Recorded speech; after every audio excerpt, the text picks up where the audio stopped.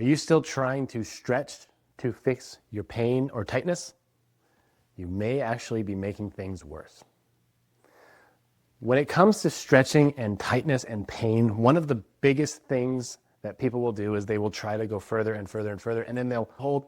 And this can oftentimes feel like the right thing to do, but the reality is you could be making things worse because that's actually antithetical to what your nervous system is trying to do.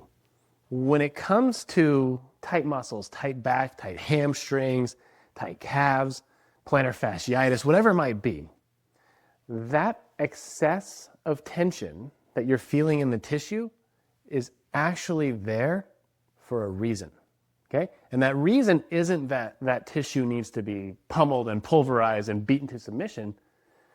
The reason that that tissue is tight is because your brain is making it tight. And the reason your brain is making it tight is because it wants to keep you safe.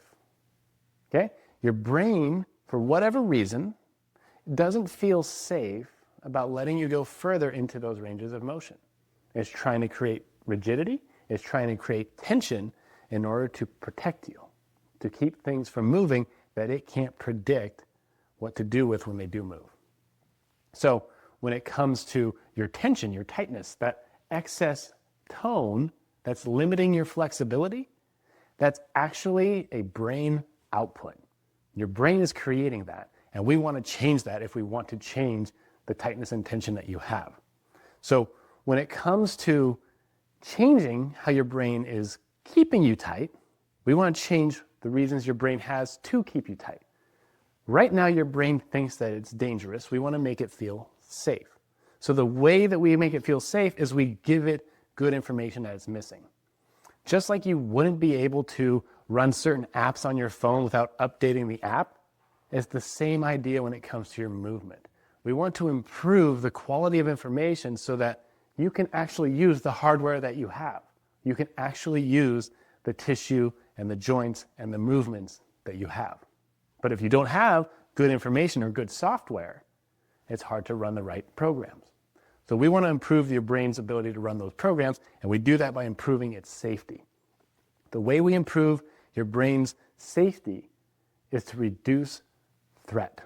So there's lots of ways to do this, but today we're going to talk about two of my favorite. Number one, your breathing. Your breathing is a major component to muscle tension and tightness.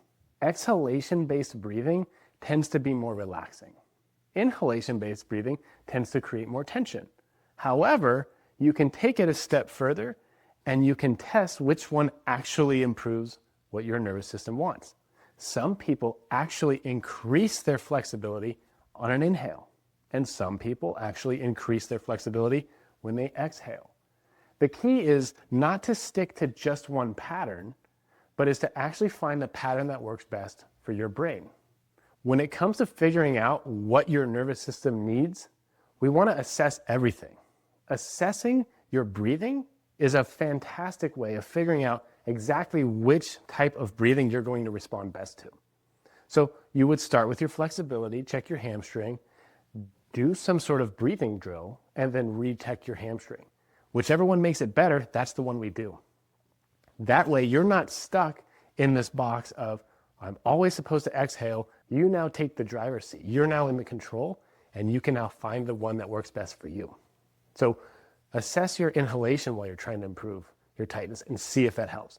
And also assess your exhalation. See if that helps too. Find the one that works best for you.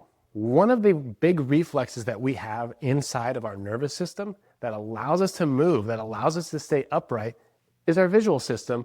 And our visual system drives these oculomotor reflexes to improve our motion. So where you look determines which muscles are active and which muscles are quieted. When we want to improve flexor tone, we want to actually look down. Eyes down improves your flexion, and eyes up improves extensor tone. So if you're trying to improve how far you can bend down to help your tight hamstrings, you might need to point your eyes down. If you're trying to improve your tight hip flexors, you might need to look up to create extensor tone. And now you can look left and you can look right if you're trying to improve motion side to side. So for example, if I look left, I will improve left side extensor tone and right side flexor tone. If I were to look to my right, the opposite would occur. My right side extensors would get turned on and my left side flexors would get turned on.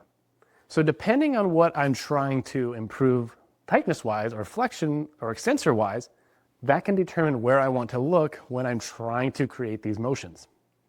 Again, these are innate aspects of your nervous system that nobody ever talks about for whatever reason, but they could be something that you're missing in your attempt to improve your brain. By turning on these reflexes, by clearing all of these things up, you actually start to build better maps.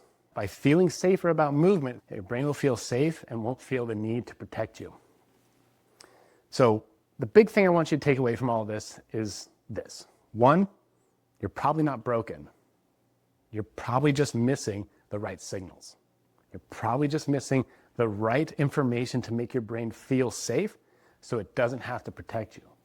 Because right now your tension, your pain, your tightness, that's just for your brain protecting you because it loves you and wants to keep you safe. But if you give it the information that it's missing, it will be able to do so much more effectively. So hopefully something in this video sparked some resonation with you. And if it did, be sure to hit subscribe below. And also, just so you know, on the horizon, we are going to be releasing a free 5-minute Neuro Reboot Kit here very soon.